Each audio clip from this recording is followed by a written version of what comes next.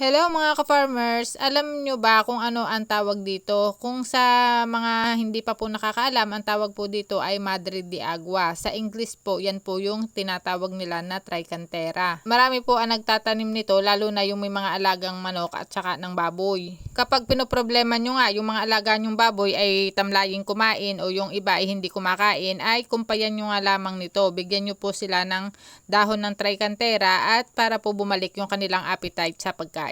At napansin ko nga na itong isang inahin namin ay hindi kinain yung pagkain kanina nung ako ay naglilinis. Pero nung binasa ko naman yung feeds, mga bandang alas 10 na ng umaga, ay kumain naman siya. Naisip ko nga na bigyan ito ng Tricantera ngayong pakain ng hapon dahil nga para bumalik yung gana niya. Ay nung pagdating ko naman dito mga ka-farmers, ayan, at naubos naman niya yung ibinigay. So kumain na siya. At para hindi naman masayang yung aking kinuha na dahon, ay di ibinigay ko pa rin sa kanila. At yan nga, at kinain naman nila yung dahon. Hanggang dito na lamang mga ka-farmers. Happy farming sa ating lahat. Thank you for watching.